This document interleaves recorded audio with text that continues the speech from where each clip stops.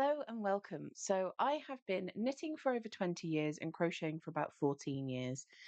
And I realize that there are quite a few things that I do in my general crafting which might count as like hacks or hints and tips and that sort of thing, like outside of the norm of what might be classically taught to someone who's learning. I am almost completely self taught or have sort like tutorials and stuff like that online. I've never been to an actual class. So my techniques might be slightly odd because I've just sort of figured them out rather than having a uh, an official training, as it were. But anyway, I was going to do this as two separate videos, one for knitting and one for crochet, but there are actually some things which do have a bit of crossover, so I thought I would do all of it in one. But I'll talk about knitting first, then crochet, and then the things that could apply to either. The long tail cast on in knitting is absolutely fantastic. It's such a brilliant cast on for a nice stretchy edge. But you can come into some trouble if you don't know exactly how long of a tail you'll need. So many times I've started with what I think I need, and then I have run out of tail and had to frog it all back and start all over. This other method is where you basically use two tails instead of one end, and instead of guessing how much you need, you start either from the inside and the outside of the same ball, or you can use two different balls of yarn. It's also good if you want a bit of a contrasting edge by using a different color. So you take your two ends. I could have used a bit more of an easily visible colour here. I do apologise. But you take your two ends, and that could be from the same ball of yarn. I've gone from the inside and the outside on this one, and make yourself a nice little slip knot. Obviously, you want to leave a little bit of a tail, so you have that for weaving in. This will have two on your starting stitch, but when you come to the other end and you're knitting it in, you can just knit those two together so that it kind of hides that there. So now you've got these two ends, you can just do your normal long tail cast on. I'm not going to go into depth on how to do this. There will be tutorials out there on how to do it. But you just do that, and then say this was the one that came from the outside and I want to work from the inside, cut that off and continue knitting with the one that you want to. This is also fantastic for if you want to do something like a pocket opening on a jumper or a cardigan, because when you've casted off to make that opening and then you want to cast back on, this gives the same effect as you get on the beginning of a project. Using stitch markers to mark the progress that you've made on something rather than to mark where you need to knit something while you're knitting is an absolutely fantastic way of keeping track of things for a pattern. For example, when I was making this hat, there are a lot of rows of ribbing, and I wouldn't be able to count all those because apart from anything else, I'm really bad at being able to tell where the first row of actual knit stitches is versus the cast on row. So, using the stitch markers, I would place them every 10 rows, and then I know where I am. And if I need to do not an even 10 of rows, it's fine because I only need to count from the last one. You don't have to count from the very beginning. And that has saved me many, many a time. So I also use stitch markers in crochet, but I use them slightly differently. I do use them to mark the first stitch in a round if I'm doing something in a spiral, but also they're really good for stopping you from losing your ends or from it unraveling when you put your work away. So using a stitch marker in crochet to stop your work from unraveling on the move, take a virtually invisible stitch marker, safety pin style stitch marker, and put it through that working loop that you've just finished with. So now if that yarn gets pulled, it's not going to pull back through that hole. I wouldn't say that this is a permanent thing. It could, maybe not at this angle, but you know, depending on the size of the yarn and the stitch mark you've used, if it gets pulled too hard, it might very well slip through. But this is a good way of meaning if you're pulling stuff out of your bag or if it's just in transit, it's less likely to pull through and unravel your work if you're not able to kind of secure it any other way. When I'm making granny squares, I love to start with a magic loop rather than with a chain of stitches.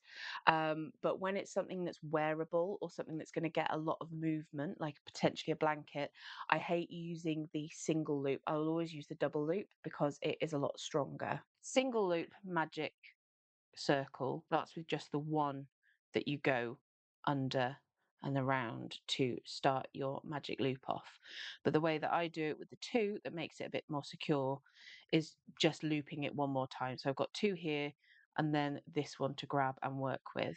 So I'm just going to put a couple of stitches in this magic circle so that I can tell you how I then pull it through, because if I pull this, it's just going to pull the one loop and not the second one. But because I've pulled it, I can see that this end pulls from there. So the other end of that loop, I want to pull the sort of the first loop through and then pull on that tail again to secure it. And what that does is, or how that makes it more secure, is that there's now two loops going through all of the stitches and anchoring those down. I am very worried usually when I make stuff that I'm going to lose integrity. So I will be extra careful when weaving the ends in to make sure it's very well anchored. And if you're using an acrylic yarn or something that doesn't kind of snap too easily, you can pull quite hard on that to make it a very nice tight closure on that circle. Like I'm pulling that quite hard and it's not snapping. Chenille yarn, you probably don't want to use this method with because it will snap. I've had many a chenille yarn snap on me when I've when I've done that. So it is yarn dependent and project dependent, but most of the time, especially when I'm using acrylic yarn, I will just use this double method, even if it's not for something that's a wearable, just because it feels much more secure to me. So for both knitting and crochet, weaving your ends in as you go makes things so much easier when you get to the end of the project. Like, I'm not a big fan of having to weave ends in, but I do want to make sure my work is secure and tight. So because I hate weaving my ends in, I am always tempted to leave them all till the very end and do them as the final, like, finishing step.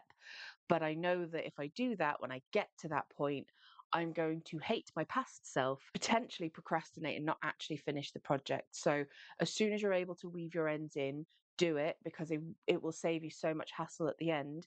Because once you get to the end, you go, oh, I'm finished, and you don't have to then go and weave all the ends in. Magnets and hooks are absolutely fantastic for keeping the kind of accoutrements that you might need for knitting and crochet, like your stitch markers if they're made of metal, and your sewing needles and things like that, because you can put them somewhere that's easily within reach, but they're not easily going to just disappear.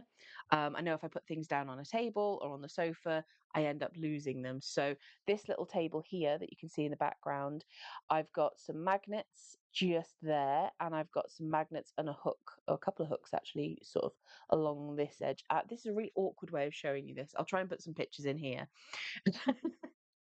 But that little table, it's like a work from home sofa laptop table thing, but I've got the keyboard that controls the TV in our living room because we've got it hooked up to a PC rather than um just the telly. And I keep some drinks and things on there, things that I will need regularly. Anyway, the magnets and the hooks. I put things like stitch markers and scissors on there, and my needles, and it's really handy. I also have them on my desk, which I'm not going to show you because it's a bit messy behind the camera. As an organizational tool, magnets and hooks are incredibly handy.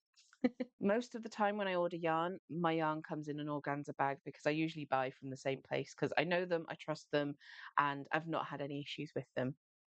And unless you tick otherwise, you get organza bags with the yarn that you order. I use them for a few different purposes. So one is to keep each individual project in its own bag.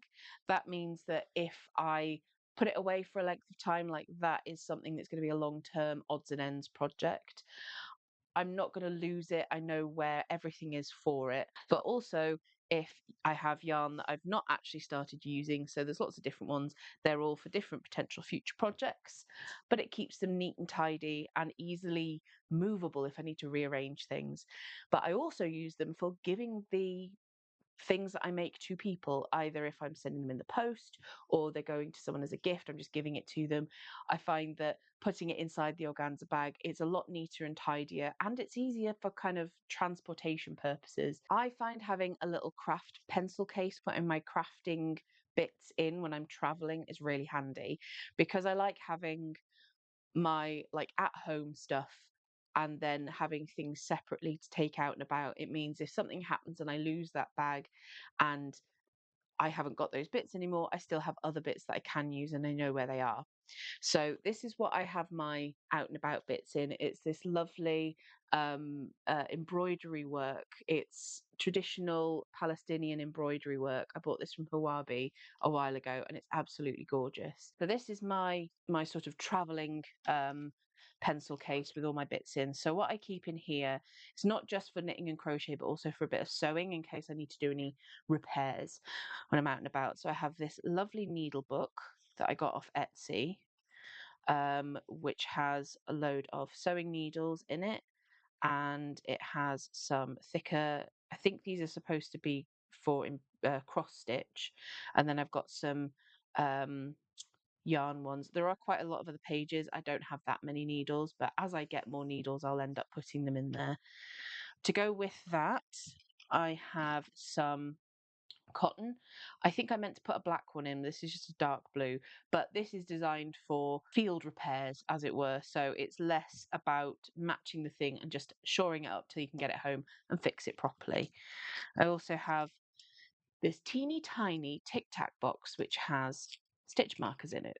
So several years ago, when we went on a little holiday to Amsterdam, on the way back, I got um, taken in by the the duty free in the airport and saw a giant box filled with tiny boxes of Tic Tacs. So I kept a few of these. I think I've got this one and maybe two others because I thought they'd be handy for keeping little bits and bobs in. And I was correct. It's very handy for keeping these in because I could put the stitch markers in here loose, but then they're awkward to try and find, whereas that's a bit easier to get hold of. What else have I got? I have a tin, which I did keep needles in originally, but then when I got this, I swapped them over, and there's a little piece of material because inside are um, some quilting clips. And also, these are actually hair clips. They're supposed to be to keep your hair out of the way when you're like styling it and stuff. But I use them for keeping material and stuff together when I'm trying to sew it together. Um, the reason for the piece of material is because I don't know if the mic will pick this up. It might only when I'm talking, but that jingling I find quite annoying when I'm walking around. So just crocheted a little rectangle of material so that it keeps it quiet, because now very minimal rattling.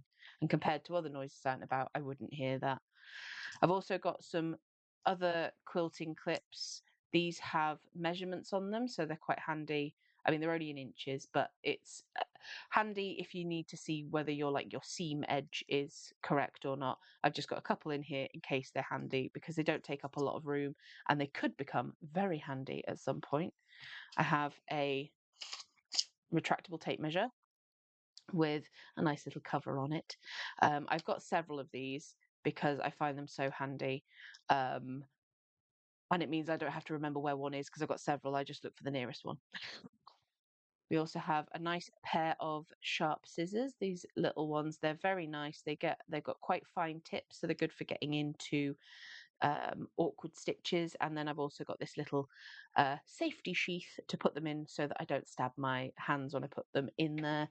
And then the last thing I have in here is a little less craft related, but it's a little screwdriver with a light on it so you can see what you're doing, and you open it up and it has a few different, I'm not going to get them out, but it's got like positive, negative, a few different sizes, and I think maybe a hexagon one as well. This is one of those things I hadn't bought for myself. My mum has a habit of being very able to find handy little things like this, and we usually get them in birthday or Christmas presents or things like that.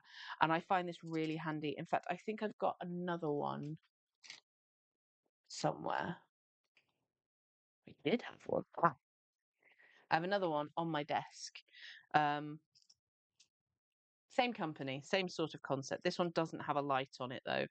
But they're really handy to have around because you never know when you might need to just nip up a screw on something, but you don't want to carry around a whole tool set. This is handy for, you know, mini on the go things. Make a note of what you're making. So the way I make a note of what I'm making is I have this journal and it's got a little pen attached to it so that I know I can write things down. I've got a little bookmark that's just a ribbon with a button on it because I don't think, oh no, this did come with a little ribbon bookmark, but the end frayed. By the time I realized and I pulled it apart, it was too short to save. So I made a new one like this so that I could just keep my place so I know where I am in my book.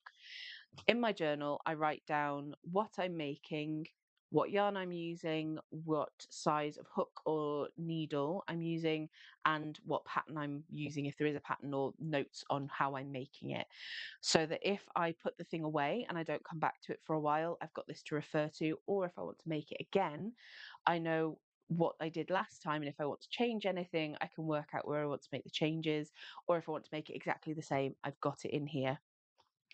Another thing you could do if you're using the organza bags or if you have like craft bags of whatever type is to write it down on a piece of paper and pop it in there, because if you're not finishing it straight away or you need to use that same hook for something else, you then know which one you need to pick back up to keep working on it. So making a note of it is really handy because I didn't always do that, and that definitely did me a disservice in the future when I either wanted to make the thing again or finish off what I hadn't finished already. So thank you for watching. Let me know if any of these might have helped you or if you use these, and also if you have any hints and tips that you can give to other people. I don't like to gatekeep here, so I would like people to share as much information as they can. If you'd like to find me anywhere else, the link to my link tree is in the doobly-doo below.